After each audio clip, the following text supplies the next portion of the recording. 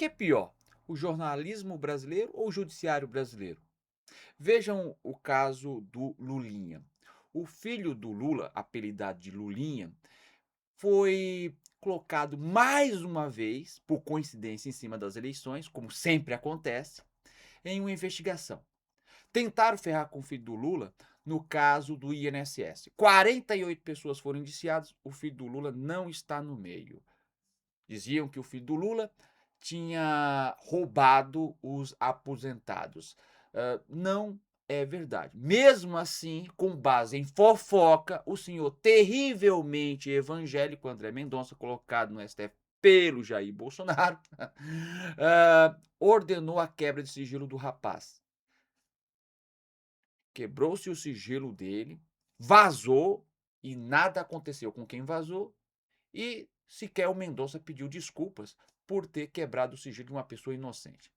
Bom, enfim, né, nada foi encontrado. Aí, faltando mais ou menos 2 meses para o primeiro turno, abrem uma nova investigação. Quem ordena essa investigação? O André Mendonça de novo, o terrivelmente evangélico, o cara escolhido por Jair Messias Bolsonaro para o cargo de ministro. Reforço. E nada contra os evangélicos. Minha bronca é para essas pessoas que usam o nome de Deus, usam o nome da igreja para passar a imagem de serem melhor do que realmente são. Esse tipo de gente não tem meu respeito. Mas vamos voltar aqui ao ponto.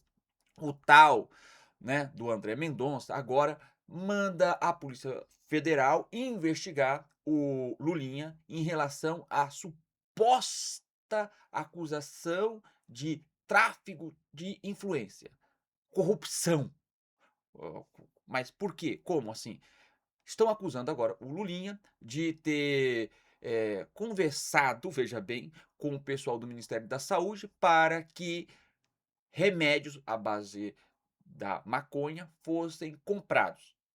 Detalhe: a empresa do Lulinha e do Careca do INSS, que supostamente, veja bem, supostamente iria ser aberta, não foi aberta. Os dois conversaram, realmente, e naquela época não tinha escândalos envolvendo o tal do Careca do INSS, e eles conversaram para abrir uma empresa em conjunto, ou seja, serem sócios, mas a empresa não foi aberta. A empresa não foi aberta.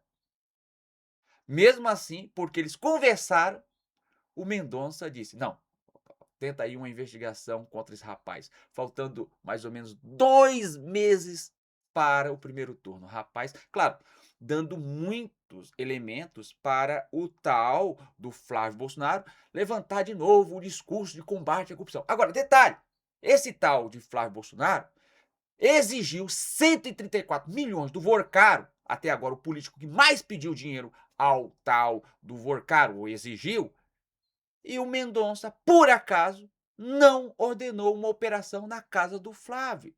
Por acaso, as investigações em cima do Flávio não aconteceram. Cadê a tal quebra de sigilo do tal do Flávio? O cara conseguiu mais de 60 milhões de reais e não apresentou sequer um contrato, meu Deus do céu. E a imprensa brasileira diz o quê? Trata com uma certa normalidade. Tanto a falta de ação do tal do Mendonça, como, de novo, uma operação, um caso de investigação, contra o filho do Lula, o Fábio Luiz Inácio Lula da Silva. A imprensa ainda diz, alguns jornalistas, ah, mas temos que considerar que tem alguma coisa estranha em relação ao filho do Lula conversando com o careca do INSS. Não, não tem. Até agora não tem. Porque a empresa não foi aberta. Porque os remédios não foram vendidos. Então, cadê a corrupção?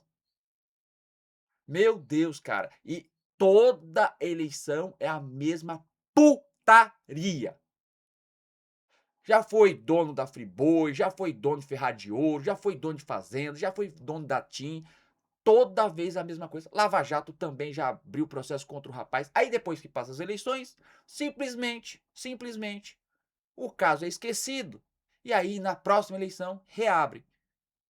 E a imprensa brasileira, como é uma bela de uma, né, uma boa parte não vale muita coisa mesmo, finge que não tem nada de errado com esse tipo de coisa em relação a familiares de políticos. Veja bem, não é só o Lulinha, não. Isso acontece a nível municipal e estadual também. O judiciário brasileiro tem que ser cobrado, e tem que ser cobrado por quem? Primeiro pela imprensa dita profissional, que não é profissional. Uma boa parte dos nossos jornalistas ou não são muito inteligentes ou não são muito honestos. Uma boa parte, não estou dizendo que todos são assim. Mas é lamentável, cara. Talvez porque estejam torcendo para o Flávio, talvez porque não sejam inteligentes, talvez por, sei lá, os motivos são diversos. Mas o fato é que a nossa imprensa é, em grande parte, deplorável, assim como, infelizmente, o nosso judiciário. Mas essa é a minha opinião. E você, qual a sua opinião? Deixa aí no chat e até a próxima. Obrigado, valeu e fui.